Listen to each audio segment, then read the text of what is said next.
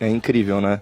A parte estética. Você vê, você tem a mão do Lula, né, com os 4 dedos, adaptada como se fosse uma pomba, né, simbolizando aí a liberdade. O pombo também simboliza o rato com asas. Ó, eu vou resistir à tentação de esculachar esses artistas, porque muitos deles são simplesmente idiotas úteis, né, da cleptocracia petista.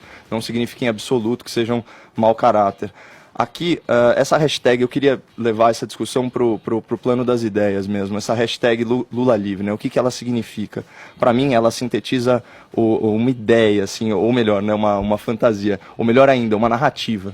E qual que é essa narrativa? É a teoria conspiratória de que a prisão do ex-presidente Luiz Inácio Lula da Silva, condenado por corrupção e lavagem de dinheiro, se trata de perseguição política. Então você tem a situação jurídica, né, na qual nós temos que Lula é um político preso, e você tem a narrativa construída que fala que Lula é um preso político. O senador americano Daniel Patrick Moynihan, ele tinha uma máxima esclarecedora sobre esse assunto. Abre aspas.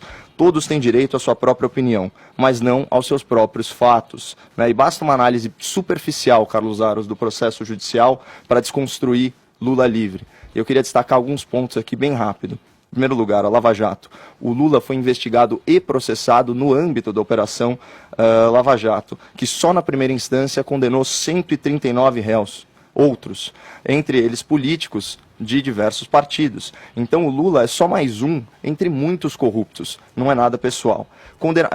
Segundo ponto, a condenação em primeira instância. O Sérgio Moro, que era juiz natural concursado, certo? Ele profere a sua sentença condenatória em julho de 2017. À época, você vai lembrar bem, a candidatura do Jair Bolsonaro era motivo de deboche na mídia e no mundo político, e não havia nenhuma relação entre Moro e Bolsonaro naquela ocasião. Terceiro ponto, a condenação em segunda instância. Os desembargadores do TRF4, eles aumentaram as penas combinadas pelo juiz Sérgio Moro, e posteriormente o STJ e o Tribunal Recursal, ele confirmou essa condenação, atenuando a pena para os tais 8 anos e 10 meses, ou seja, só 7 meses de diferença em relação à pena original sentenciada pelo Moro. O quarto ponto, os habeas corpus. Tanto o STJ, Superior Tribunal de Justiça, quanto o STF, Supremo Tribunal Federal, rejeitaram os habeas corpus impetrados pela defesa do Lula. Então, ambos os tribunais, o recursal e o constitucional, verificaram a legalidade do processo e da sentença.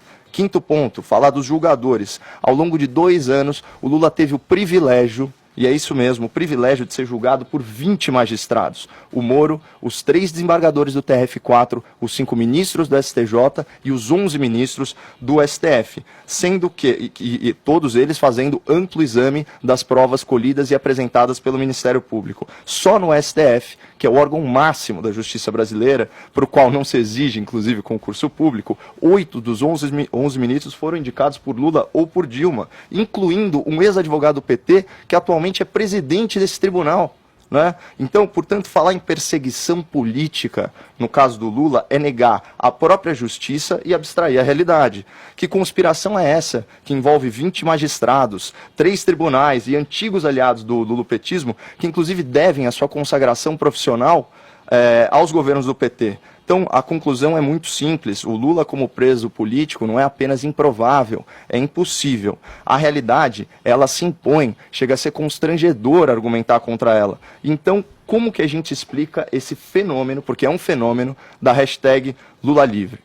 E a minha teoria é a seguinte: nós vivemos no mundo da pós-verdade. Então, a reação emocional, ela prevalece sobre a análise racional. As emoções, elas influenciam muito mais do que os fatos. E Lula livre, ele mexe com a emoção, ele mexe com a ilusão de muita gente, né? Você associar isso ainda ao fenômeno do viés de confirmação, que é aquela tendência natural de você formar a sua opinião só com aquelas informações que só vão reforçar a sua crença pré-estabelecida, aí você já tem essa tempestade perfeita que explica essa insanidade, esse movimento que é quase um culto de Lula livre. Então eu faço aqui um apelo ao internauta, né, o ouvinte, mas especialmente o internauta, para que compartilhe esse vídeo com essa breve explicação para um amigo esquerdista, e peça simplesmente para ele contra-argumentar com base em fatos, de forma respeitosa. Lula livre mostra a força de uma narrativa, Carlos Aros, a força da fantasia, a supremacia do emocional sobre o racional. Mas, em última análise,